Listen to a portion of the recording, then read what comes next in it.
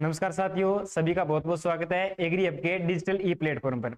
जैसा कि आपको पता है, जो भूचाल टेस्ट सीरीज है, इसके 5 टेस्ट है वो पूरे हो चुके हैं और जो छठा टेस्ट है वो आपके सामने है। जो आज का जो टेस्ट है, इसके अंदर जो राजस्थान तो सामान्य ज्ञान है, इसके 25 क्वेश्चन है। बारी बारी से हम लोग हल करेंगे। जो हिस्ट्री, जियोग्राफी और कल्चर से रिलेटेड है, आपके एग्जाम के अंदर एग्जामिनर है वह भावी एग्जाम के अंदर किस प्रकार के प्रश्न बनाएगा और किस प्रकार के प्रश्न बनाने की संभावना है, तो वो हम लोग देखेंगे कि किस प्रकार के प्रश्न बन सकते हैं और किस प्रकार के प्रश्न आए हुए। तो सारी चीजों पर अपन क्या करेंगे, बारी बारी से चर्चा करेंगे। तो सबसे पहला जो आपका प्रश्न है तो वो 76 नंबर प्रश्न है, जिसका संबंध है देवड़ावाटी बोली किस क्षेत्र से प्रचलित है। जो देवड़ावाटी बोली है ये राजस्थान के किस क्षेत्र में बोली जाती है। कल्चर के अंदर भाषा व साहित्य नाम का टॉपिक है, उसमें डिटेल से पढ़ा जाता है। तो देवड़ावाटी बोली, अब याद रखिएगा, देवड़ावाटी बोली है ये राजस्थान के किस क्षेत्र के अंदर प्रचलित हो जाएगी। आपको पता है सिरोही रियासत थी राजस्थान के अंदर, जो एकीकरण हुआ था उस टाइम 19 रियासत थी, जिसमें से जो सिरोही रियासत थी इसके अंदर देवड़ा राजपूतों ने क्या किया था, अधिकार किया था।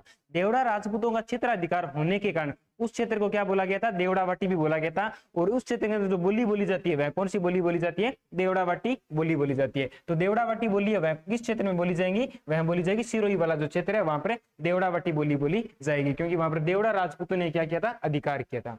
अगला प्रश्न देखिए, अगला प्रश्न 77 नंबर क्वेश्चन है आपकी स्क्रीन के सामने। आपको आ रहा है प्रश्न, एक बार आप सोच लीजिए इसका सही आंसर क्या रहेगा। तो प्रश्न है मुनोतनेंसी। मुनोतनेंसी को राजस्थान का अबुल फजल किसने कहा था। तो मुनोतनेंसी है, इसको राजस्थान का अबुल फजल कहने वाला व्यक्ति कौन था। तो आपको पता होना चाहिए। पहले मुनोतनेंसी के बारे में सामान्य सी जानकारी 2 मिनट के अंदर बता देता हूं आपको। मुनोतनेंसी कौन थे। मुनोतनेंसी जो जोधपुर का शासक था, जिसका नाम था महाराजा जसवंत सिंह। इनके ये क्या थे, दरबारी विद्वान थे। मुनोतनेंसी सिंह के दरबारी विद्वान थे। इनकी प्रमुख कुछ क्या है, रचनाएं हैं, जिसमें से एक ग्रंथ का नाम है नैणसी विख्यात और एक ग्रंथ का नाम है मारवाड़ प्रगनारी विगत। मारवाड़ प्रगनारी विगत इसे कहा जाता है राजस्थान का गजेटियर। और जो मुनोतनेंसी है, अब याद रखिएगा, आपने भूगोल के अंदर जनगणना टॉपिक पढ़ रखा है, लेकिन विश्व के भारत के अंदर जो या फिर राजस्थान में सबसे पहले जो जनगणना का अग्रज है, वो जनगणना का अग्रज किसे कहा जाता है, वो मुनोतनेंसी को कहा जाता है। और मुनोतनेंसी ने 2 ग्रंथ लिखे थे और इनकी जो तुलना है वो किससे की गई, अबुल फजल से। अबुल फजल कौन था, ये अकबर का नवरत्नों में से एक नवरत्न था, जिसने अकबरनामा और आईने अकबरी नामक ग्रंथ लिखा था। तो ऐसा अपना ये मुनोतनेंसी है, ये जोधपुर का जो शासक था महाराजा जसवंत सिंह, इनके दरबार में इतिहासकार था। इनकी जो तुलना है, ये राजस्थान का अबुल फजल, ये तुलना की थी मुंशी देवी प्रसाद ने। मुंशी देवी प्रसाद ने मुनोतनेंसी को राजस्थान का अबुल फजल कहा था। तो अगला देखिए, अगला प्रश्न है 78 नंबर क्वेश्चन। 78 नंबर क्वेश्चन है, एक बार पढ़ लीजिए आप। राठेली जोड़ा युद्ध, राठेली जोड़ा युद्ध में कौन से लोक देवता वीरगति को प्राप्त हुए थे। तो यानी कि ये युद्ध हुआ था, इस युद्ध में राजस्थान के कौन से लोक देवता वो वीरगति को प्राप्त हुए थे। आपको पता है राजस्थान के अंदर जो पंचपीर है, उसके अलावा तेजा जी है, मलिना जी, अलग अलग प्रकार के लोक देवता है, जिसमें से अपन को जो प्रश्न पूछा है, राठेली जोड़ा नामक जो युद्ध है, ये कौन से लोक देवता है वो इस युद्ध के अंदर वीरगति को प्राप्त हुए थे। गोगा जी तो बिल्कुल भी नहीं, आपको पता है बाबू जी भी नहीं हो जाएंगे, मल्लीनाथ जी भी नहीं होंगे। तो इसका आंसर क्या हो जाएगा, वीर बीघा जी। तो बीघा जी है। अब बीघा जी के बारे में आपको पता होना चाहिए, बीघा जी ने ऐसा क्या कार्य किया था, कौन सी जाति इनको सबसे ज्यादा मानती है, कहां पर इनका मंदिर बना हुआ है। तो याद रखिएगा, जो जाखड़ जाति है, जो जाखड़ जाति है, जाखड़ जाति की कुल देवता कौन कहलाते हैं, जाखड़ जाति के जो कुल देवता है वह कौन कहलाते हैं, वह कहलाते हैं वीर बीघा जी। और इनका जो मंदिर है वो कहां पर बना है, बीकानेर के अंदर मंदिर बना हुआ है। और इनका लगभग 13 से 14 अक्टूबर के आसपास में इनका क्या लगता है, बीकानेर के अंदर प्रमुख मेला भी लगता है। और जाखड़ समाज की क्या कहलाते हैं, कुल देवता कहलाते हैं। और जो राठेडी जोड़ा नामक युद्ध है, ये इन्होंने इसलिए किया था गायों की रक्षा के लिए। गायों की रक्षा के लिए जो मुस्लिम आक्रमणकारी थे, इनके विरुद्ध में कौन सा युद्ध किया था, राठेडी जोड़ा नामक युद्ध किया था। और इसका सही आंसर हो जाएगा वीर बीघा जी। तो इसके बाद में अगला प्रश्न देखिए, अगला प्रश्न आपको दे रखा है, संत संप्रदाय नाम का टॉपिक है। यहाँ से क्वेश्चन है, मदन मोहन जी मंदिर, मंदिर कौन सा है, मदन मोहन जी मंदिर करौली का संबंध, मदन मोहन जी मंदिर करौली का संबंध किस संप्रदाय से है। राजस्थान के अंदर संत संप्रदाय नाम का टॉपिक है। इसमें से बहुत सारे सैकड़ों राजस्थान में क्या चलते हैं, संप्रदाय चलते हैं, जिसमें से भगवान कृष्ण को मानने वाले 3 से 4 संप्रदाय, जैसे आपको पता है रामानंदी है, वल्लभ है, गोड़िये है। तो इस प्रकार से एक ये मंदिर मदन मोहन जी मंदिर करौली का संबंध है वो किस संप्रदाय से होगा, क्या वल्लभ से हो जाएगा, क्या रामानंदी से, क्या नाथ से, क्या गौड़िये से। तो इसका सही आंसर कौन सा रहेगा, इसका सही आंसर रहेगा गौड़िये संप्रदाय। अब आपको पता होना चाहिए गौड़िये संप्रदाय ये क्या है और इसकी कहां पर है, प्रधान पीठ बनी हुई है। तो अब याद रखिएगा, जो गौड़िये संप्रदाय है, ये गौड़िये संप्रदाय, इसके जो स्टार्ट करने वाले थे उनका नाम था संत माधवाचार्य जी। लेकिन इसको सबसे ज्यादा जो प्रचार प्रसार का कार्य, वो प्रचार प्रसार का कार्य किया था संत गौड़ीय या फिर आचार्य महाप्रभु या फिर गौरांग महाप्रभु ने इसका गौड़ीय संप्रदाय का सबसे ज्यादा प्रचार प्रसार किया था। राजस्थान के अंदर जो गौड़ीय संप्रदाय है, इसकी जो प्रधान पीठ बनी है वो तो कहां पर बनी है, गलता जी का मंदिर है जयपुर के अंदर, ठीक है, वहां पर इसकी प्रधान पीठ बनी है, गलता जी मंदिर जयपुर के अंदर। लेकिन इसकी राजस्थान के अंदर कुछ अन्य जो पीठें भी स्थित है। अन्य पीठों में सबसे महत्वपूर्ण पीठों में से एक है मदन मोहन जी का मंदिर, और मदन मोहन जी का ये मंदिर कौन से जिले में स्थित हो जाएगा, करौली जिले में स्थित है। तो ये गौड़ीय संप्रदाय की जो एक क्या कहलाती है, अन्य पीठ भी कहलाती है, और इसका संबंध किस संप्रदाय से हो जाएगा, गौड़ीय संप्रदाय से हो जाएगा। तो उम्मीद है आपको समझ में आ गया होगा।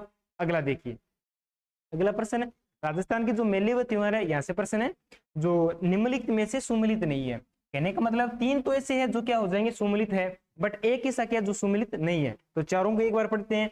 जसवंत पशु मेला, जसवंत पशु मेला आप सभी को पता है, बहुत बार ये प्रश्न भी आ गया। जसवंत पशु मेला भरतपुर में आयोजित होता है, और जो आय की दृष्टि से राजस्थान का ये क्या है, सबसे पहला मेला, यानी आय की दृष्टि से राजस्थान का सबसे बड़ा मेला कौन सा कहलाता है, जसवंत पशु मेला कहलाता है। 2019 से पहले राजस्थान का सबसे बड़ा जो पशु मेला वो तो कौन सा था, वीर तेजा जी का पशु मेला था। अब चंद्रभागा पशु मेला वह कौन जिले के अंदर पड़ता है, झालावाड़ जिले में पड़ता है। उसके बाद में गोमती सागर पशु मेला, गोमती सागर जो पशु मेला है वो कहां पर आयोजित होता है, वह है झालरापाटन। झालरापाटन कौन से वार्ड में पड़ता है, यह झालावाड़ में पड़ता है। इस झालावाड़ में कौन सा मेला आयोजित होता है, गोमती सागर पशु मेला। और ये हाड़ौती जो क्षेत्र है, कोटा बूंदी बारात झालावाड़ वाला जो क्षेत्र है, इसका सबसे बड़ा भी मेला कौन सा कहलाता है, गोमती सागर पशु मेला कहलाता है, जो कहां पर आयोजित होता है, झालरापाटन में। और झालरापाटन को घंटियों का शहर भी बोला जाता है। बट जो बलदेव मिर्दा पशु मेला है, ये बलदेव मिर्दा पशु मेला ये सांचौर के अंदर आयोजित नहीं होता है, ये कहां पर आयोजित होता है, नागौर के अंदर आयोजित होता है। इसलिए इसका जो सही सुमिलित प्रश्न नहीं है, सही सुमिलित जो उत्तर नहीं है वह कौन सा है, 4 नंबर है। बलदेव मिर्दा पशु मेला सांचौर के अंदर आयोजित नहीं होता है, यह राजस्थान के नागौर नामक जिले के अंदर क्या होता है, आयोजित होता है। तो अगला प्रश्न देखिए, अगला प्रश्न है आपकी स्क्रीन के सामने, ये देखिए। अब आप इसको एक बार पढ़िए और उसके बाद में जो उत्तर है वो सोच के रखिए, फिर अपन करते हैं। राजस्थान का एकमात्र नृत्य, यानी कि राजस्थान का एकमात्र नृत्य कौन सा है जो मृत्यु के अवसर पर भी क्या होता है, आयोजित होता है। यानी कि राजस्थान के अंदर आपको पता है जब किसी व्यक्ति की मृत्यु होती है तो अलग अलग प्रकार की रीति रिवाज होती है, जैसे पानीवाड़ा, सातरवाड़ा, मोसर जोसर, इस प्रकार की अलग अलग प्रकार की क्या होती है, रीति रिवाज होती है। गीत भी गाए जाते हैं, ठीक है। गीत तब गाए जाते हैं जब मान लीजिए कोई व्यक्ति है वो 80 साल, 90 साल, 100 साल, 110 साल की एज के अंदर, बहुत ज्यादा एज के अंदर वो क्या होता है, उसकी मृत्यु होती है। लेकिन राजस्थान के अंदर गीतों के अलावा एक नृत्य भी ऐसा है जो किसी व्यक्ति की मृत्यु होने पर नृत्य भी किया जाता है, वो बुजुर्ग व्यक्ति की मृत्यु होने पर किया जाता है। तो राजस्थान का एकमात्र ऐसा नृत्य है, वह कौन सा हो जाएगा, घूमर घूमरा नृत्य।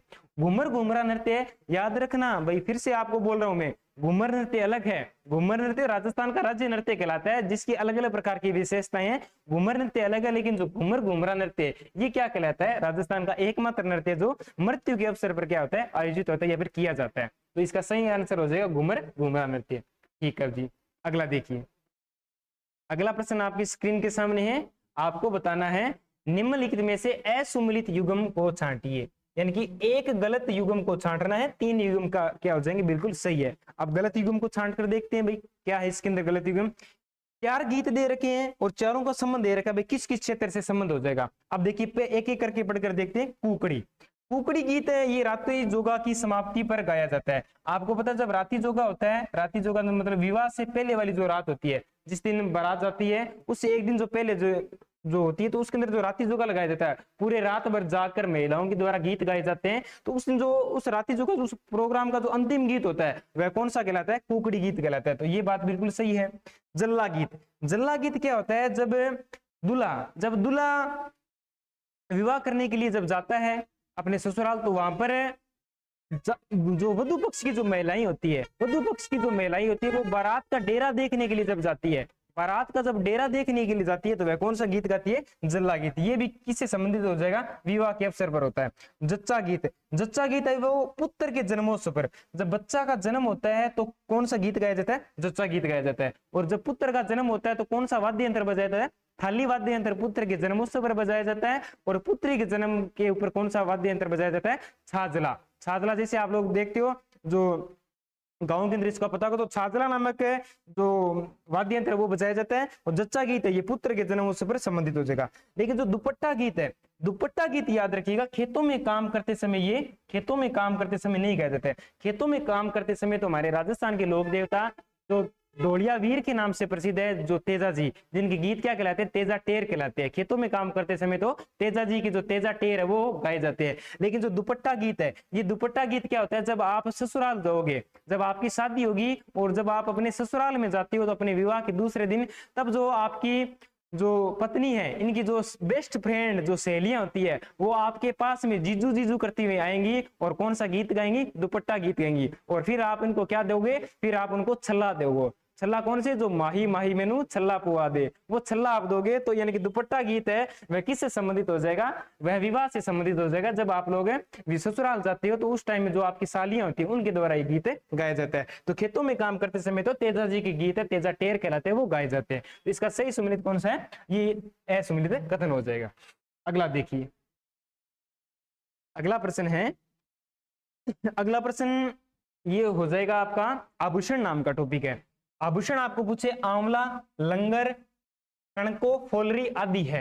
ये क्लासरूम में बहुत डिटेल से बता रखा है हर एक। जैसे कान के आभूषण अलग है, नाक के अलग है, कान के अलग है, माथा मस्तिष्क या फिर सिर के अलग हो जाएंगे, दांत के, इवन दांत के भी होते हैं, हाथ की कलाई के, हाथ की बाजू के, हाथ की अंगुलियों के, पैर की अंगुलियों के, पैर की कलाई के, और आपकी जो कमर होती है, इसके अलग अलग प्रकार के आभूषण है। जिसमें से जो आंवला, लंगर, टलको, फोलरी ये आभूषण है, ये कहां से संबंधित हो जाएगा, तो इसका सीधा सीधा संबंध है वो किससे संबंध है, पैर के आभूषण है। तो पैर के आभूषण ये इतने हो जाएंगे, तो इनका संबंध हो जाएगा पैर से। ये सीधे सीधे आपके एग्जाम में प्रश्न पूछा जाता है और इनको याद रखने की इतनी ज्यादा कोई खास ट्रिक नहीं होते, इनको आपको रट्टा ही मारना होता है। जिस प्रकार से आप 9वीं 10वीं एग्जाम के अंदर जो रट्टा मारकर जाते थे 10-15 लाइन का, फिर आगे जाकर आप अगले दिन लिख दिया करते थे, उसी प्रकार आपको इनको रट्टा मारना होगा भी किसके कौन से आभूषण है। नेक्स्ट प्रश्न देखिए आप 84 नंबर, बारात जाने के बाद, बारात जाने के बाद पीछे से वर पक्ष, कौन सा पक्ष, वर पक्ष, जो दूल्हा का पक्ष होता है, वर पक्ष के घर को महिलाओं के द्वारा गाए जाने वाले गीत एवं खेल को क्या कहा जाता है। एक चीज याद रखिएगा, एक राजस्थान की जो सबसे बड़ी भर्ती है राजस्थान प्रशासनिक सेवा जो आरएएस की कहलाती है, उसमें एक बार मेंस के अंदर सीधा सीधा प्रश्न पूछा था कि टूंटिया, इसका सही आंसर पहले आपको बता देते, टूंटिया इसका सही आंसर है कि टूंटिया क्या है। सीधा टूंटिया लिख दिया और क्वेश्चनवाचक 15 शब्द में लिखिए। अब कई बार ये प्रश्न पढ़ा नहीं था शब्दावली, तो कई मेरे जैसे कलाकार थे तो इन्होंने क्या कहा, इन्होंने कहा टूंटियां। जब हम लोग सरकारी स्कूल में पढ़ते थे तो मटके के अंदर पानी जब खत्म हो जाता था तो हम मास्टर से छुट्टी लेकर जाते थे और जो वाटर कूलर लगा होता था उसके अंदर जो एक लंबी सी पाइप होती है उसको हम चलाते थे बटन दाबकर, तो टूंटी में से जो पानी आता था उसको टूंटियां कहा जाता है। तो ऐसा क्या होता था, मतलब उस आरएस के अंदर कई लोगों ने इसे लिखा था, जो कि इसका गलत आंसर था। टूंटियां जो शब्द है, टूंटियां शब्द याद रखिए, जब वर पक्ष का जब दूल्हा होता है वह अपने घर से बारात जब रवाना होती है तो उसके बाद में पीछे से जो महिलाएं बैठ जाएंगी, पीछे से जो महिलाएं, क्योंकि महिलाओं को आपको पता है आज भी वर्तमान में इतना ज्यादा दूल्हे की जब बारात जाती है उसके साथ में नहीं लेकर जाते, तो पीछे से जो महिलाएं रहती है तो वो क्या करेंगी, वो बैठी बैठी बोर हो जाएंगी। अभी वर्तमान में जैसे लूडो है तो ये लूडो तो खेलती नहीं थी, पहले के टाइम में क्या करती थी, तो पहले के टाइम में वो अपना मनोरंजन करने के लिए या फिर टाइम पास करने के लिए क्या करती थी, एक स्वांग करती थी, और स्वांग के अंदर नकली विवाह का आयोजन करती थी, जिसके अंदर एक लड़का दूल्हा, लड़की समझ लीजिए दुल्हन बनती थी और दूल्हे बनते थे, फिर नकली विवाह करते थे और उसके साथ में अलग अलग प्रकार के गीत भी गाए जाते थे। तो ऐसा जो वर पक्ष के घर को महिलाओं के द्वारा गाए जाने वाले गीत एवं खेल को क्या कहा जाता है, टूंटियां कहा जाता है। ये राजस्थान की जो एक टॉपिक है जिसका नाम है जो रीति रिवाज है, रीति रिवाज के अंदर इस चीज को पढ़ा जाता है, टूंटिया शब्द को। तो उम्मीद है आ गया होगा समझ में। अब ये प्रश्न है राजस्थान की जो स्थापत्य कला है, राजस्थान की जो स्थापत्य कला है वहां से प्रश्न है दुर्गों में से निम्नलिखित में से असुमेलित युग में। मित्रों आपके लिए ये बहुत ज्यादा मेहनत कर कर प्रश्न बनाए गए, एक एक प्रश्न को छांट छांट कर, ठीक है। तो इन प्रश्नों को आप ऐसे ही जाया मत करने देना, इन चीजों को आगे से आगे आप शेयर करना ज्यादा से ज्यादा। और जो भी आपके छोटे बड़े भाई बहन जो भी तैयारी करते हैं इनको सभी को आप एक से जोड़िए और अपनी तैयारी को एक मजबूती की एक धार दीजिए। और ये प्रश्न बहुत ही इंपॉर्टेंट प्रश्न है, एक ही प्रश्न में आपके 3-4 प्रश्न क्या हो जाएंगे, क्लियर हो जाएंगे। ये बहुत ही मेहनत करके प्रश्न बनाए गए हैं, तो इनको आप मजाक में मत लेना, इनको आप डिटेल से क्या है आप इनको अध्ययन करना। तो प्रश्न है उत्तरी सीमा असुमेलित युग में छाटना है, उत्तरी सीमा का प्रेरी दुर्ग, बटनेर दुर्ग, बिल्कुल बात सही है। अपना जो राजस्थान है, अपना जो राजस्थान है यहाँ पर हनुमानगढ़ जिला पड़ता है। इस हनुमानगढ़ का प्राचीन नाम भी क्या था, बटनेर दुर्ग कहलाता था, बटनेर के नाम से। जब भी इधर मुल्तान, पाकिस्तान, अफगानिस्तान, ईरान से इधर जो आक्रमणकारी आते थे तो राजस्थान में प्रवेश करने से पहले क्या करते थे, इस बटनेर दुर्ग पर अटैक करते थे। इसलिए राजस्थान में सबसे ज्यादा जो विदेशी आक्रमण हुए वो कौन से दुर्ग के अंदर हुए, बटनेर दुर्ग में। और बटनेर दुर्ग राजस्थान का क्या कहलाता है, सबसे पहला दुर्ग निर्मित है। या फिर राजस्थान का सबसे बूढ़ा दुर्ग भी कौन सा दुर्ग कहलाता है, बटनेर कहलाता है। तो उत्तरी सीमा का दुर्ग प्रहरी हो जाएगा बटनेर दुर्ग। और जो पूर्वी सीमा है, इस पूर्वी सीमा का प्रहरी, पूर्वी राजस्थान का जो पूर्वी जिला वो तो कौन सा कहलाता है, धौलपुर कहलाता है। लेकिन पूर्वी सीमा का प्रहरी दुर्ग है वो जाट राजाओं के द्वारा बनाया गया था, जिसका क्या नाम हो जाएगा, लोहागढ़ दुर्ग। ये लोहागढ़ दुर्ग है, ये क्या कहलाता है, पूर्वी सीमा का प्रहरी दुर्ग कहलाता है। दक्षिणी सीमा, इस दक्षिणी सीमा का प्रहरी बोल दीजिए, या फिर राजस्थान का गौरव बोल दीजिए, या फिर राजस्थान का प्रथम लिविंग फोर्ट, बहुत सारी सैकड़ों इसकी विशेषताएं। तो दक्षिणी सीमा का प्रहरी कौन सी दुर्ग को बोला जाता है, चित्तौड़गढ़ दुर्ग को, जो मेसा के पठार पर क्या स्थित हो जाएगा, तो चित्तौड़गढ़ दुर्ग है। पश्चिमी सीमा का जो प्रहरी दुर्ग है वो किसे कहा जाता है, मेहरानगढ़ दुर्ग नहीं हो जाएगा इसका आंसर। पश्चिमी सीमा का प्रहरी वो इधर अपना राजस्थान का एक यूनेस्को की विश्व धरोहर के अंदर भी शामिल दुर्ग है, जिसका क्या नाम हो जाएगा, सोनारगढ़ दुर्ग। सोनारगढ़ दुर्ग, या फिर इसी को क्या बोल सकते हैं, जैसलमेर दुर्ग। जो राजस्थान में बुर्जें है होती है अलग अलग दुर्गों के अंदर, तो राजस्थान में सबसे ज्यादा जो बुर्जें हैं, सबसे ज्यादा बुर्जों वाला किला कौन सा कहलाता है, सोनारगढ़ दुर्ग या फिर जैसलमेर दुर्ग कहलाता है, जिसके अंदर सर्वाधिक 99 बुर्जें स्थित है। तो दक्षिण पश्चिमी सीमा का प्रहरी कौन सा कहलाता है, सोनारगढ़ दुर्ग कहलाता है, मेहरानगढ़ नहीं कहलाता है। तो इसका असुम्मिलित कौन सा है, 4 नंबर ऑप्शन है। बढ़िया, अगला देखिए। अगला प्रश्न स्थापत्य कला से रिलेटिव है। निम्न में से सुमिलित युग्म नहीं है, यानी कि 3 तो सुमिलित है बट एक सुमिलित नहीं है। एक तरफ में आपको दे रखी है छतरी और एक तरफ में आपको दे रखा है संबंधित स्थान। तो सबसे पहले देखिए, एक खंबे की छतरी, राजस्थान में एक खंबे की, 6 खंभों की, 12 खंभों की, 32 खंभों की, 80 खंभों की और 82 खंभों की अलग अलग प्रकार की छतरियां पाई जाती है। इसमें देखिए एक खंबे की जो छतरी है वो कौन से दुर्ग में हो जाएगी, रणथंभौर में। ये बिल्कुल बात सही है। बंजारों की छतरी लालसोट नामक स्थान है, दौसा जिले में पड़ता है, वहां पर स्थित है। ये भी बात बिल्कुल राइट है। राणा सांगा या फिर महाराणा सांगा, इन्होंने जो अपना अंतिम सांस है वो तो ली थी बसवा दौसा नामक स्थान पर। इनको कालपी मध्य प्रदेश में इनके जो साथी सहयोगी सैनिक थे इन्होंने जहर दे दिया था, इस कारण इन्होंने बसवा दौसा नामक स्थान पर इन्होंने अंतिम सांस ली थी। उसके बाद में इनका जो अंतिम संस्कार है, जो इनका दाह संस्कार है वो मांडलगढ़ भीलवाड़ा में किया जाता है और यहीं पर इनकी क्या बनाई जाती है, छतरी बनाई जाती है। इसलिए राणा सांगा की छतरी कहां पर हो जाएगी, मांडलगढ़ भीलवाड़ा में हो जाएगी। अब अगली है संतोष बावला की छतरी। संतोष बावला की छतरी जो गंगापुर कहां पर पड़ता है, सवाई माधोपुर में, वहां पर नहीं हो जाएगी। संतोष बावला की छतरी ये असुमिलित है, इसलिए चौथा कथन क्या हो जाएगा, सुमिलित युग्म नहीं है। तो ये 4 नंबर कथन सुमिलित नहीं हो जाएगा। अगला देखिए, अगला प्रश्न आपके सामने है, हस्तकला नाम का टॉपिक है, यहां से प्रश्न है ब्लू पोट्री कला। कौन सी कला है, ब्लू पोट्री कला का जो जादूगर कौन सा कहलाता है, कृपाल सिंह शेखावत।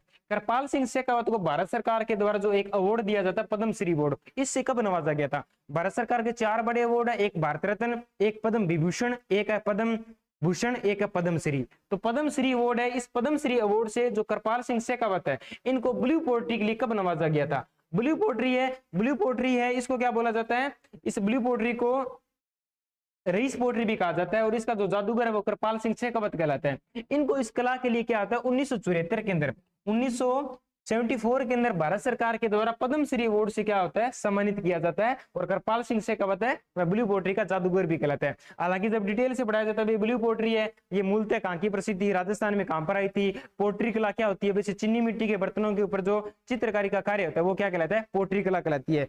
पोट्री कला कई प्रकार की होती है, जैसे ब्लैक पोट्री होती है, ब्लू पोट्री होती है, सुनहरी पोट्री होती है, कागसी पोट्री होती है, अलग अलग प्रकार की पोट्री है। चीनी मिट्टी के बर्तनों के ऊपर जो नक्काशी युक्त जो कार्य किया जाता है वह पोट्री कला कहलाता है। मूलतः यह पर्शिया, ईरान या फिर फारस की प्रसिद्धि, उसके बाद में लाहौर में आती है, फिर मिर्जा राजा मान सिंह और अलग अलग राजाओं के द्वारा राजस्थान में इसको लाया जाता है। तो इसका सही आंसर कौन सा हो जाएगा, 1974 हो जाएगा। अगला देखिए, अगला प्रश्न है महाराणा संग्राम सिंह सेकंड। महाराणा संग्राम सिंह सेकंड याद रखना, राणा सांगा वो नहीं है प्रथम। महाराणा संग्राम सिंह सेकंड के समय किस प्रमुख चित्रकार ने पंचतंत्र पर अनेक चित्र बनाए थे। तो महाराणा संग्राम सिंह सेकंड द्वितीय के जो प्रमुख चित्रकार ने पंचतंत्र पर अनेक चित्र बनाए थे, वह चित्रकार कौन था। अब याद रखना, राजस्थान की जो चित्रकला है वो किस चित्र शैली से मानी जाती है, इसकी उत्पत्ति वो मानी जाती है उदयपुर शैली। राजस्थान की चित्रकला की उत्पत्ति मानी जाती है गुजराती चित्र शैली से। गुजरात से आती है कहां पर, इधर मेवाड़ के अंदर, मेवाड़ में भी आती है सबसे पहले उदयपुर में, उदयपुर के बाद में ये काम पूरे राजस्थान के अंदर फैल जाती है। उसके बाद में राजस्थान की जो मूल चित्र शैली वो कौन सी, उदयपुर शैली है। इस उदयपुर शैली के अंदर अलग अलग प्रकार के चित्र है। जैसे राजस्थान का जो प्रथम चित्रित ग्रंथ है वो कौन सा कहलाता है, श्रावक प्रतिक्रमण सूत्र चूर्णी कहलाता है। उसके बाद में जो राणा कुंभ है, राणा कुंभा के गुरु का नाम था हीरानंद जी, तो इन्होंने एक ग्रंथ लिखा था जिसका नाम था सुपनाह चरित्र या फिर सुपार्श्वनाथ चरित्र, तो ये इनका ग्रंथ हो जाएगा। लेकिन उसके बाद में एक चित्रकार है जिसका नाम है विष्णु शर्मा।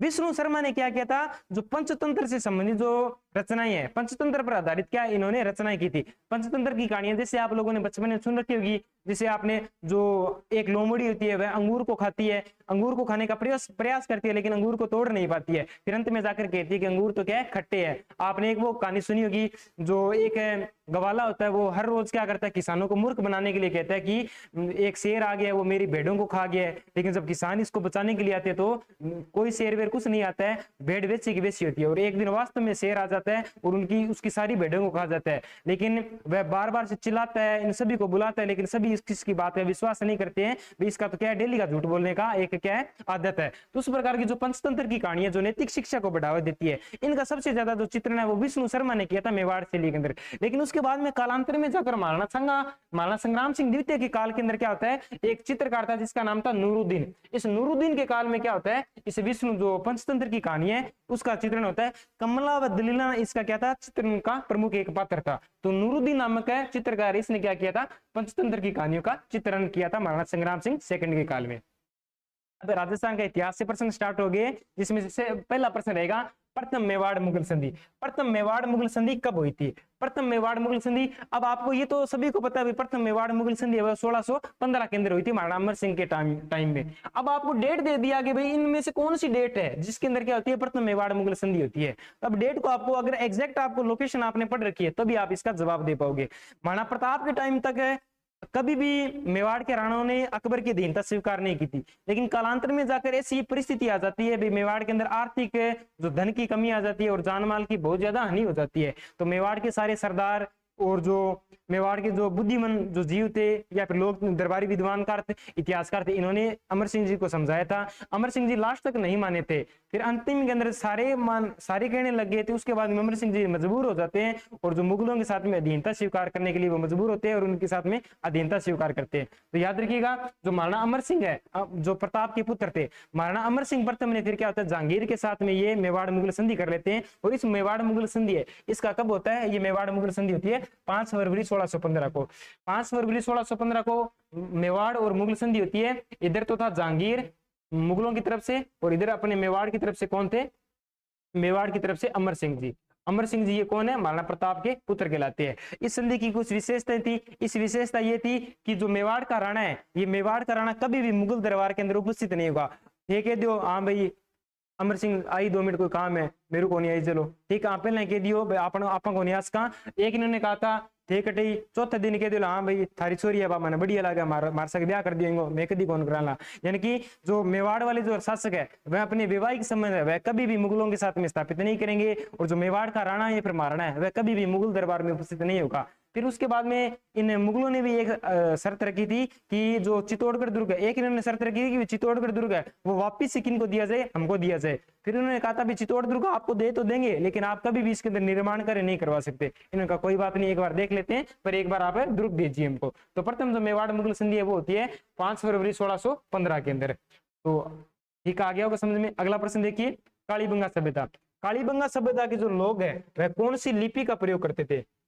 अब जैसे कालीबंगा सभ्यता है, इस कालीबंगा सभ्यता ये सिंधु घाटी सभ्यता का क्या मानी जाती है, भाग मानी जाती है। जैसे सिंधु घाटी सभ्यता के अंदर सर्पिलाकार या फिर गोमूत्री लिपि का प्रयोग हुआ है, ठीक है। तो कालीबंगा सभ्यता है, इस कालीबंगा सभ्यता के अंदर कौन सी लिपि का प्रयोग होता है, तो वह कौन सी लिपि हो जाएगी, सेंधव लिपि। इस सेंधव लिपि का क्या होता है, इससे कालीबंगा सभ्यता में प्रयोग होता है। कालीबंगा सभ्यता अपने हनुमानगढ़ जिले में स्थित है। कालीबंगा का शाब्दिक अर्थ काले रंग की चूड़ियां होता है। अमलानंद घोष ने इसकी स्टार्ट किया था। इस कालीबंगा सभ्यता के अंदर जो सबसे पहले जो जूते हुए कृषि खेत है उसके क्या मिले, प्रमाण मिले हैं। यहाँ पर 7 अग्नि वेदिकाएं मिले हैं। यहाँ पर व्यक्तियों को दफनाने के, चिता जलाने के अलग अलग प्रमाण मिलते हैं। इसके अंदर जो समकोण पद्धति पर आधारित क्या मिली है, सड़कें मिली हैं। और यहाँ पर लकड़ी की या फिर काष्ठ की क्या मिलती है, नालियां मिलती है। तो अलग अलग प्रकार की ढेरों सारी इसकी क्या कहलाती है, विशेषताएं कहलाती है। जिसमें से आपको इस बार का जो पेपर है इसमें पूछ लिया कालीबंगा सभ्यता के अंदर जो लोग है वह कौन सी लिपि का प्रयोग करते थे, तो वह सिंधु लिपि का प्रयोग किया जाता था। ठीक है भाई, अगला देखिए, अगला प्रश्न है, हाँ ये थोड़ा सा महत्वपूर्ण है। 1818 ईस्वी में ईस्ट इंडिया कंपनी EIC से संधि जयपुर के किस कछुआ शासक ने की थी। अब ईस्ट इंडिया कंपनी है, ईस्ट इंडिया कंपनी ने राजस्थान की सारी रियासतों के राजाओं के साथ में संधि कर रखी थी। ठीक है, तो ईस्ट इंडिया कंपनी के साथ में राजस्थान का अंदर जो कछुआ राजवंश है, जो जयपुर के आसपास के अंदर क्या था, इसका विस्तार था। इसका कौन सा राजा था जिसने क्या किया था, इन्हें अंग्रेजों के साथ में सहायक संधि की थी, जिसे आश्रित पार्थीकरण की संधि भी कहा जाता है या फिर सहायक संधि के नाम से जाना जाता है, जो 1817-18 के अंदर क्या हुई थी, स्टार्ट हुई थी। तो ऐसी जो संधि करने वाला जो शासक है वह कौन सा शासक हो जाएगा, तो प्रताप सिंह नहीं होगा, पृथ्वीराज नहीं होगा, विष्णु सिंह नहीं होगा। तो ऐसा शासक कौन सा हो जाएगा, सवाई जगत सिंह सेकंड। सवाई जगत सिंह सेकंड है वह कौन सा हो जाएगा, इसे 1818 के अंदर ईस्ट इंडिया कंपनी के साथ में जयपुर का जो कछुआ शासक था जिसने अंग्रेजों के साथ में सहायक संधि या फिर आश्रित पार्थीकरण की संधि की थी। अब जगत सिंह सेकंड के बारे में 3-4 बातें आप सुन लो। इस सवाई जगत सिंह सेकंड है, इस सवाई जगत सिंह सेकंड ने इसके बारे में कहा जाता है, इसका जो कार्यकाल है वो 1803 से लेकर 1817-18 तक रहा था। इसको जयपुर का बदनाम शासक भी कहा जाता है, इसको जयपुर का बदनाम शासक भी कहा जाता है। इसकी एक प्रेमिका थी जिसका नाम था रसू कपूर। रसू कपूर इसकी प्रेमिका थी और इस रसू कपूर के लिए इसने अपना सारा कुछ क्या था, दांव पर लगा दिया था। रसू कपूर के लिए इसने जो कार्य नहीं करने चाहिए एक राजा को, वो इसने क्या कर रखे थे, कार्य किए थे। कालांतर में जाकर इनके जो सरदार थे इनको लगा था कि भाई ऐसे तो ये जयपुर को सारे को लेकर डूब जाएगा, तो इसलिए इस रसू कपूर को जो नाहरगढ़ नामक जो दुर्ग है, जो जयपुर की मुकुटमणि कहलाती है, फिर जयपुर की ओर झांकता हुआ दुर्ग कहलाता है, इसके अंदर क्या किया था, इसको कैद कर दिया था। ये जगत सिंह सेकंड है जो रसू कपूर नाम की इसकी जो पासवान या फिर इसकी दासी थी, इससे बेहद मोहब्बत करता था, बेहद प्रेम करता था। कब डेली ये क्या करता था, उसको अलग अलग प्रकार के उसके सामने एक्शन करता था। कभी इस प्रकार से यूं तिरछी नजर से देखता था, कभी इस प्रकार से यूं दिल बनाकर देखता था। उसके बाद रसू कपूर भी इसको कहती थी। एक बार जगत सिंह पास में आया था, इसने कहा था रसू कपूर ने, तुम मेरे इतने पास मत आओ, मैं तुम्हें बर्बाद कर दूंगी। लेकिन जो जगत सिंह सेकंड है ये भी कहता मैं बर्बाद होना चाहता हूँ। तो ऐसा शासक कौन था, ये जगत सिंह सेकंड था। ये जयपुर का बदनाम शासक भी कहलाता है। अगला देखिए, अगला प्रश्न है, निम्नलिखित में से राजस्थान में सर्वाधिक, ये भूगोल से आ गया, निम्नलिखित में से राजस्थान में सर्वाधिक वार्षिक तापांतर वाला जिला कौन सा है। अब शब्द आता है वार्षिक तापांतर। भाई वार्षिक तापांतर किसको बोलते हैं, तो मैं आपको 1 मिनट में एक बात बताता हूँ। एक तो आता है वार्षिक तापांतर, एक आता है दैनिक तापांतर। दैनिक तापांतर का मतलब होता है दिन के अंदर जो हाईली टेम्परेचर होता है, जैसे दिन के अंदर हाईली टेम्परेचर मान लीजिए 1 बजे से लेकर 3 बजे के बीच में सबसे ज्यादा जो धरातल है वह क्या होता है, गर्म हो जाता है। एक तो उसका मान, और एक रात्रि के टाइम में जो सबसे ज्यादा जो ठंड होती है वो मान के चलिए लगभग 3 बजे से लेकर 5 बजे के बीच के अंदर जो टाइम पीरियड होता है वो रात्रि के टाइम में सबसे ज्यादा क्या होता है, तापमान उस टाइम में गिरता है। यानी कि दिन का जो उच्चतम तापमान और रात का जो न्यूनतम तापमान, इन दोनों को मिलाकर जो एक एवरेज निकाली जाती है उसी को क्या बोला जाता है, दैनिक तापांतर बोला जाता है। राजस्थान में सबसे ज्यादा जो दैनिक तापांतर है वो तो किस जिले का, जैसलमेर जिले का। लेकिन राजस्थान के अंदर जो सबसे ज्यादा जो वार्षिक तापांतर है वो वार्षिक तापांतर कौन से जिले का हो जाएगा, वह चूरू जिले का हो जाएगा। और पूरे भारत के अंदर जो सबसे गर्म जिला कहलाता है वह कौन सा जिला कहलाता है, चूरू जिला कहलाता है। और भारत के अंदर जो सबसे ठंडा स्थान है वो स्थान कहलाता है द्रास, जो कहां पर पड़ता है, जम्मू कश्मीर के अंदर पड़ता है, वहां पर माइनस के अंदर टेम्परेचर रहता है। और राजस्थान का सबसे ठंडा स्थान कौन सा है, माउंट आबू सिरोही कहलाता है। ठीक है भाई, अगला देखिए, अगला प्रश्न है, इसके अंदर थोड़ा सा करेक्शन करना है, थोड़ी गलती होगी, थोड़ा इसका ध्यान रखिएगा। इसके अंदर ए शब्द आ जाएगा, ठीक है, असुमिलित है। तो प्रश्न है, निम्नलिखित में से राजस्थान का कौन सा भौतिक प्रदेश अपने धरातलीय लक्षणों के संदर्भ में असुमिलित है। सुमिलित नहीं, असुमिलित आपसे पूछा है। तो 4 ऐसे क्या दे रखे हैं आपको, भौतिक प्रदेश दे रखे हैं, उनमें से आपको बताना भी किसका संबंध किससे है। अब मेनली आपको पता है एचएम सक्सेना, एचएम सक्सेना मतलब हरिमोहन सक्सेना है। इनके अकॉर्डिंग आपको पता है इन्होंने 1992 के अंदर 1992 के अंदर 1992 में राजस्थान का फिजिकल डिवाइडेशन किया था 4 पार्ट के अंदर, थारका मरुस्थल, अरावली पर्वतीय प्रदेश, पूर्वी मैदानी प्रदेश और दक्षिण पूर्वी पठारी प्रदेश या फिर हाड़ौती का पठार, उसके अंदर 4 पार्ट में डिवाइड कर दिया था। अब इन चारों पार्ट का अलग अलग टाइम के अंदर, प्राचीन टाइम में जैसे आप लोग हिंदू धर्म में पढ़ते हो सतयुग, कलयुग, द्वापर युग है, भूगोल में ये नहीं होता है। भूगोल के अंदर अलग अलग प्रकार के टाइम पीरियड है, जैसे प्री कैम्ब्रियन काल है, ठीक है, प्री कैम्ब्रियन काल है, आद्य महाकल्प है, मेसोजोइक एरा है, क्रिटेशियस काल है। तो उन टाइम पीरियड के अंदर जब धरती की उत्पत्ति हुई थी, यहाँ पर जब धरातल का विकास हुआ था, पेंजिया धीरे धीरे ठंडा हुआ था, तो उस टाइम क्या था, ये चारों को जो चारों पार्ट है किसके भाग माने जाते हैं?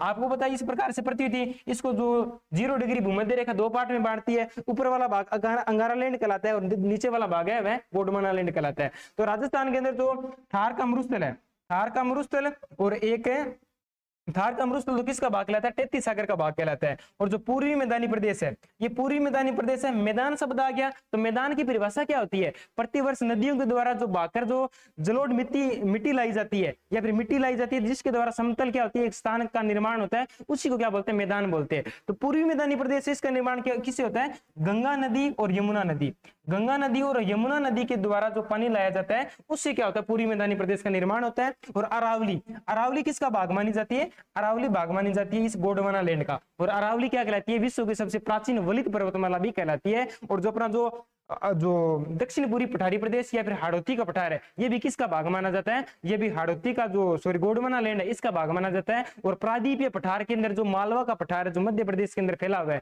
इस मालवा के पठार का यह उत्तरी भाग भी कहलाता है। तो दोबारा से आपको बता देता हूं, अरावली और जो हाड़ौती का पठार है, ये तो कहलाते हैं गोंडवाना लैंड का भाग। थार का मरुस्थल है, यह 33 सागर का अवशेष कहलाता है। और जो पूर्वी मैदानी प्रदेश है, यह गंगा प्लस यमुना नदी के द्वारा जो मिट्टी से निर्मित जो समतल जो भाग बना था, इससे किसका निर्माण माना जाता है? पूर्वी मैदानी प्रदेश का निर्माण माना जाता है। तो इसमें देखिए दक्षिण पूर्वी पठारी प्रदेश गोंडवाना लैंड, ये बिल्कुल सही बात है।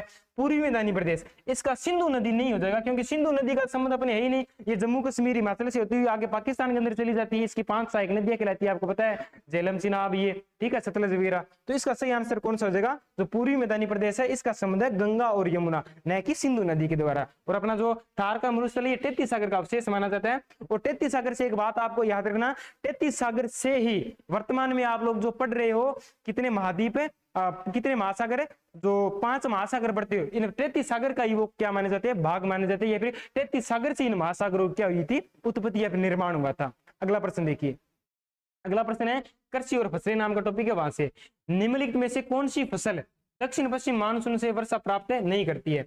आपकी जो आंसर की है उसके अंदर ये गलत बता दिया था, अब आप इसका मिलान कर लेना अगर आप वीडियो देख रहे हो तो। निम्नलिखित में से कौन सी फसल दक्षिण पश्चिम मानसून से वर्षा प्राप्त करती है? आपको पता है भारत के अंदर जो इधर वाला जो भाग है, यहाँ पे कौन सा महासागर पड़ता है? हिंद महासागर पड़ता है। हिंद महासागर से मानसून की उत्पत्ति होती है और 2 शाखाओं के रूप में भारत के अंदर मानसून प्रवेश करता है। एक तो अरब सागरीय मानसून और एक कौन सा होता है? जो बंगाल की खाड़ी का जो मानसून है, 2 शाखाओं से प्रवेश करता है। सबसे पहले अरब सागरीय शाखा प्रवेश करती है, उसके बाद में बंगाल की खाड़ी वाला ये आता है। तो इसके अंदर जो आपको पता है फसलें 3 प्रकार की, आप सभी को पता है, आप एग्रीकल्चर के आप हो तो खरीफ, रबी और जायद, तो ये 3 प्रकार की फसलें हैं। तो इनमें से दक्षिण पश्चिम जो मानसून है, ये आपको पता है मध्य जून के आसपास में आ जाता है। तो खरीफ की जो फसल है, इनको तो ये क्या देगी? लाभ देगी। लेकिन इसके अंदर देखिए बाजरा, धान और कपास, इन तीनों फसलों से तो क्या होता है? दक्षिण पश्चिम मानसून से वर्षा प्राप्त होती है। बट जो तारामीरा की जो फसल है, इस तारामीरा की जो फसल है, इससे क्या होता है? दक्षिण पश्चिम मानसून से वर्षा प्राप्त नहीं होती है, क्योंकि किसकी फसल कहलाती है? रबी की फसल कहलाती है। तो इसलिए तारामीरा फसल है, ये क्या हो जाएगी? दक्षिण पश्चिम मानसून से वर्षा प्राप्त नहीं करती है। बाजरा करती है, धान बोल दीजिए, फिर चावल की फसल बोल दीजिए, ये करती है, और कपास भी करती है। नेक्स्ट प्रश्न देखिए, नेक्स्ट है जो भौतिक प्रदेश है, फिजिकल डिवाइडेशन में से जो थार का मरुस्थल है, यहाँ से प्रश्न है निम्नलिखित में से राजस्थान में कौन सा बालुका स्तूप, निम्नलिखित में से कौन सा बालुका स्तूप प्रदेश नहीं है? कौन सा बालुका स्तूप प्रदेश है नहीं पूछा है, तब आपको है कौन से, ये देख लीजिए, बालुका स्तूप युक्त प्रदेश, बालुका स्तूप युक्त प्रदेश, ठीक है, बालुका स्तूप मुक्त प्रदेश नहीं है। अब बालुका स्तूप मुक्त प्रदेश नहीं है तो कौन से होते हैं? बालुका स्तूप मुक्त प्रदेश वह प्रदेश होते हैं जिनके अंदर जो मिट्टी के अंदर बालू रेती कण नहीं पाए जाते हैं, जिसके अंदर चट्टानी या फिर पथरीला मरुस्थल होता है, वो क्या होता है? पथरीला मरुस्थल या फिर बालुका स्तूप मुक्त प्रदेश कहलाता है। जिसके अंदर राजस्थान के 3 मरुस्थल आते हैं, एक तो होता है हमादा, एक होता है रेग, एक होता है इर्ग। हमादा क्या होता है? बालोतरा, और इधर आ जाएगा पोखरण जैसलमेर, इधर आ जाएगा फलोदी। इन तीनों स्थानों के बीच के अंदर जो मरुस्थल फैला हुआ है उसको क्या बोलते हैं? पथरीला या फिर जो चट्टानी मरुस्थल है इसको बोला जाता है हमादा। हमादा के चारों तरफ जो फैला हुआ मरुस्थल होता है उसको क्या बोलते हैं? रेग। और जो संपूर्ण मरुस्थल या फिर जो महान मरुस्थल है उसको क्या बोला जाता है? उसको बोला जाता है इर्ग।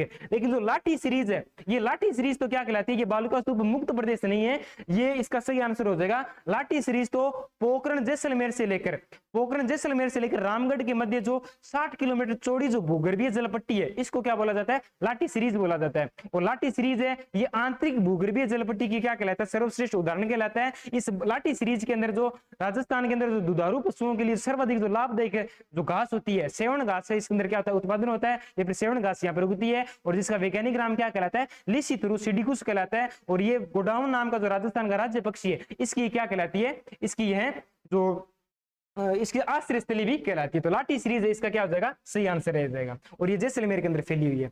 अगला प्रश्न देखिए, अगला प्रश्न ये जो फिजिकल डिवाइडेशन है यही से प्रश्न रहेगा। निम्नलिखित में से कौन सी पहाड़ियां, निम्नलिखित में से कौन सी पहाड़ियां उत्तरी अरावली श्रेणी में स्थित नहीं, उत्तरी अरावली श्रेणी में स्थित है? जो अरावली है, अरावली आपको पता है अरावली इसकी कुल लंबाई 692 किलोमीटर है। राजस्थान के अंदर इसकी 550 किलोमीटर लंबाई है। राजस्थान में यह खेड़ ब्रह्मा सिरोही से लेकर खेतरी झुंझुनू तक फैली हुई है। राजस्थान में इसका ऊंचाई के आधार पर 3 पार्ट में डिवाइड किया गया, उत्तरी अरावली, मध्य अरावली, दक्षिण अरावली। दक्षिण अरावली की सबसे ज्यादा ऊंचाई कहलाती है, ठीक है। उदयपुर जिले के अंदर सबसे ज्यादा अरावली का विस्तार कहलाता है, लेकिन सिरोही जिले के अंदर अरावली की सबसे ज्यादा क्या कहलाती है? ऊंचाई कहलाती है। और राजस्थान में अरावली सबसे ज्यादा कम विस्तार है, इसका कौन से जिले में? अजमेर में बोल दीजिए, या फिर जो मध्य अरावली इसके अंदर है, इसका सबसे ज्यादा क्या है? सबसे कम विस्तार है। तो इसके अंदर अलग अलग प्रकार की पहाड़ियां दे रखी है। अब आपको पता जो मेरवाड़ा की पहाड़ियां, मेरवाड़ा की पहाड़ियां कहां पर पड़ती है? अजमेर में। आपको पता है अजमेर मेरवाड़ा इकट्ठा शब्द बोलते हैं। तो ये मेरवाड़ा स्थान तो मध्य अरावली में, तो ये उत्तरी अरावली की श्रेणी में स्थित नहीं हो जाएगा। रामगढ़ की पहाड़ियां, रामगढ़ की पहाड़ियां आपको पता है कौन से जिले में स्थित हो जाएगी? बाड़ा नामक जिला है उसके अंदर स्थित हो जाएगी। और रामगढ़ की पहाड़ियां में घोड़े के नाल की आकार की क्या कहलाती है? पहाड़ियां कहलाती है। यह भारत की तीसरी और राजस्थान का जो प्रथम जियो हेरिटेज स्थल भी कौन सा कहलाता है? रामगढ़ की पहाड़ियां कहलाती है, जो 12 जिले के अंदर क्या है? स्थित हो जाएगी। गिरवा की पहाड़ियां, गिरवा की पहाड़ियां की क्या परिभाषा होती है? उदयपुर शहर है, उदयपुर शहर की चारों तरफ जो अर्धचंद्राकार जो पहाड़ियां कहलाती है, अर्धचंद्राकार जो पहाड़ियां वो क्या कहलाती है? गिरवा की पहाड़ियां कहलाती है। बट एक शब्द याद रखिए, सेवर की पहाड़ियां। सेवर की पहाड़ियां ये कौन से जिले में स्थित है? भरतपुर जिले में स्थित है। हालांकि प्रत्यक्ष रूप से ये तो अरावली का भाग नहीं माना जाता है, बट जो अलवर के पास में स्थित कौन सा जिला है? भरतपुर जिला है। इसलिए अलवर को, इसलिए भरतपुर को क्या मान सकते हैं आप लोग? उत्तरी अरावली की श्रेणी में स्थित कौन सी पहाड़ी हो जाएगी? सेवर की पहाड़ियां हो जाएगी। ठीक है, तो सेवर की पहाड़ियां ये इसका क्या कहलाएगा? सही आंसर कहलाएगा। ठीक है जी, अगला प्रश्न देखिए। अगला प्रश्न है, राजस्थान के निम्न में से कौन से जिले 50 सेमी वर्षा रेखा के पश्चिम में अवस्थित है या फिर स्थित है? यानी कि राजस्थान है, इस राजस्थान के अंदर जो इस प्रकार से आपको पता है अलग अलग प्रकार की समदाब या फिर जो जलवायु या फिर जो वर्षा रेखा यहाँ से गुजरती है, 25 सेमी वर्षा रेखा है। ये थार के मरुस्थल को 2 पार्ट में बांटती है, एक तो शुष्क मरुस्थल और एक अर्ध शुष्क मरुस्थल। और जो 40 सेमी वर्षा रेखा है यह क्या करती है? जो अपना जो थार का मरुस्थल है इसकी पश्चिमी सीमा निर्धारण करती है। और जो 50 सेमी वर्षा रेखा है ये अरावली और थार के मरुस्थल को क्या करती है? अलग करती है। 50 सेमी वर्षा रेखा से इसमें क्या प्रश्न पूछा है? कौन से जिले 50 सेमी रेखा के पश्चिम में अवस्थित नहीं है, यानी कि पश्चिम के अंदर स्थित नहीं, ऐसा कौन सा जिला है? अब आपको पता है नागौर जिला है, ये थार के मरुस्थल में स्थित जिला है, सीकर जिला भी स्थित है और जालौर जिला भी स्थित है। आपको पता है जो ओल्ड जो राजस्थान का जीके है इसके अंदर जो राजस्थान की जो भौतिक प्रदेश है थार के मरुस्थल में कुल कितने जिले शामिल है? 12 जिले शामिल है, जिसमें से नागौर भी है, सीकर भी है, जालौर भी है। बट याद रखना जो बूंदी नामक जिला है ये तो अपने कौन से पठार में स्थित है? ये हाड़ौती के पठार में स्थित है, इसलिए बूंदी जिला ये पश्चिम के अंदर स्थित नहीं हो जाएगा, ये 50 सेमी के पूर्व के अंदर स्थित है, अवशिष्ट जिला हो जाएगा। तो आ गया होगा समझ में आपको। अगला प्रश्न देखिए, अगला प्रश्न है आपकी स्क्रीन के सामने, एक बार पढ़िए आप इसको। निम्न जिलों में से कौन सी झील राष्ट्रीय झील संरक्षण कार्यक्रम NLCP के अंतर्गत शामिल नहीं है? याद रखना, नहीं शब्द दे दिया आपको।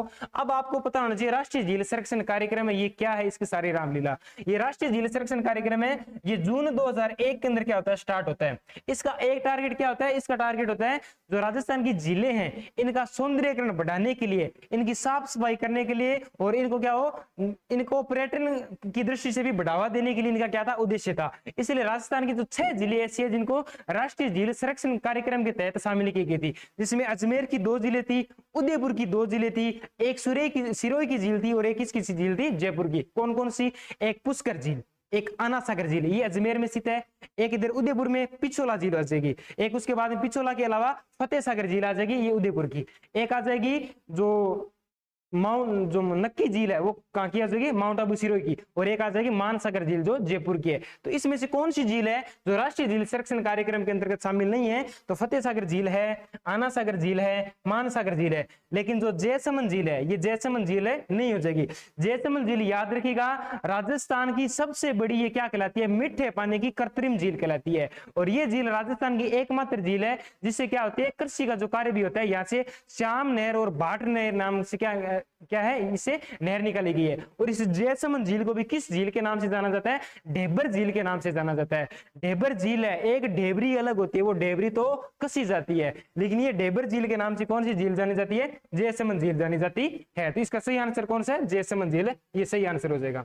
अगला देखिए, अगला है निम्नलिखित में से राजस्थान में परमाणु केंद्र कहां स्थित है। निम्नलिखित में से राजस्थान में परमाणु केंद्र कहां स्थित है, तो राजस्थान के, जब आपको पता है राजस्थान की खनिज संपदा पढ़ाई जाती है, जिसमें से खनिज क्या होते हैं, जो धरती से खोदकर जो पदार्थ निकाले जाते हैं उनको क्या बोलते हैं, खनिज बोला जाता है। तो खनिज दो प्रकार के होते हैं, एक तो धात्विक खनिज, एक अधात्विक खनिज।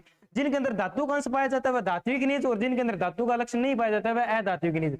अलग अलग इनकी विशेषता होती है, जिसमें से आपको पता है एक होता है आणविक खनिज। आणविक खनिज जिनसे क्या होता है, जिनसे जो परमाणु बम वगैरह वो बनाई जाती है, जिसके अंदर यूरेनियम, बेरिलियम, लिथियम और इस प्रकार की यूरेनियम खनिज है। तो राजस्थान के अंदर जो परमाणु भट्टी है, ये परमाणु भट्टी है, फिर जो परमाणु जो खनिज है यूरेनियम, बेरिलियम, लिथियम, तो ऐसे जो खनिज है, तो ऐसे खनिजों से जो भट्टियां बनी है वो कहां पर बनी है, रावतबाटा। और ये रावतबाटा नामक स्थान कौन सी जिले में स्थित हो जाएगा, चित्तौड़गढ़ जिले में। यहाँ पर कनाडा के सहयोग से 1965 के अंदर क्या होता है, परमाणु भट्टी लगाई जाती है, और ये राजस्थान का प्रथम स्थान क्या कहलाता है, परमाणु भट्टी के रूप में स्थान कहलाता है। वर्तमान में एक चीज और, रावतबाटा है ये भारत का, ये राजस्थान का क्या कहलाता है, प्रथम परमाणु केंद्र भी कहलाता है। यहाँ पर D2O ड्यूटेरियम ऑक्साइड आधारित है, ड्यूटेरियम ऑक्साइड आधारित यहाँ पर क्या किया जाता है, इस परमाणु भट्टी का संचालन किया जा रहा है। ये भारत की प्रथम भी क्या कहलाती है, परमाणु भट्टी कहलाती है। वर्तमान में दूसरा एक स्थान है जहां पर बांसवाड़ा के अंदर क्या है, परमाणु भट्टी है वो स्थापित की जा रही है, लेकिन सबसे बड़ी वो कौन सी हो जाएगी, ये रावतबाटा चित्तौड़गढ़ वाली सबसे बड़ी हो जाएगी। कनाडा के सहयोग से 1965 में इसका क्या हुआ था, निर्माण हुआ था। अगला देखिए, अगला आपके एग्जाम का जो भूचाल टेस्ट है, छठा भूचाल टेस्ट का जो क्वेश्चन है राजस्थान जीके के अंदर, लास्ट क्वेश्चन, राजस्थान भारत में निम्न में से कौन सी फसल का सर्वाधिक क्या करता है, उत्पादन करता है। तो राजस्थान के अंदर अलग अलग प्रकार की फसलें, आपको तो बताने की जरूरत ही नहीं, आपको तो एक एक चीज टिप्स पर होनी चाहिए। तो राजस्थान की ऐसी कौन सी फसलें हैं जिनके अंदर राजस्थान का उत्पादन के अंदर प्रथम स्थान कहलाता है, तो ऐसी अपनी कौन सी फसलें हो जाएगी, एक तो सरसों हो जाएगी और एक बाजरा हो जाएगी। सरसों है, सरसों अलवर के अंदर सबसे ज्यादा इसका उत्पादन हो रहा है। बाजरा सबसे ज्यादा बाड़मेर में बोया जाता है, लेकिन होता सबसे ज्यादा कहां पर है, अलवर के अंदर होता है। और आपको पता है सरसों के लिए जो अनुसंधान है वो कहां पर बना, सेवर भरतपुर के अंदर बना हुआ है। और खरीफ की जो फसलें हैं, खरीफ की फसल के अंदर या फिर राजस्थान के अंदर जितनी भी फसलें हैं उनमें सबसे ज्यादा जो बोई जाने वाली फसल है वो कौन सी फसल कहलाती है, बाजरा कहलाती है। तो इसमें सही आंसर कौन सा हो जाएगा, सरसों और बाजरा। राजस्थान भारत में सबसे ज्यादा कौन सी फसलों का उत्पादन करता है, सरसों और बाजरा का करता है। तो इस प्रकार से हमने एक एक करके सारे प्रश्नों का अध्ययन किया। मैं उम्मीद व आशा करता हूं आपको जो हमारे द्वारा जो मेहनत करवाई जा रही है और जो ये वीडियो सोल्यूशन अलग से दिया जा रहा है, इसका आप पूर्ण तरीके से क्या है, लाभ उठा रहे हो। इस क्लास को आप ज्यादा से ज्यादा शेयर करना, ज्यादा से ज्यादा आप लोग आपने जो साथी है इनको बताना, और आप इसका स्टेटस भी लगा लेना, अपने जो स्टेटस का जो आपका बॉक्स है व्हाट्सएप वगैरह पे। तो इन्हीं शब्दों के साथ में आप सभी का बहुत बहुत तहे दिल से धन्यवाद। आप हमारी जो भूचाल टेस्ट सीरीज है इससे जुड़िए, आपको जो आपकी तैयारी है इसके अंदर एक मील का पत्थर साबित होने वाला जी भूचाल टेस्ट सीरीज है। तो सभी का बहुत बहुत धन्यवाद, नमस्कार।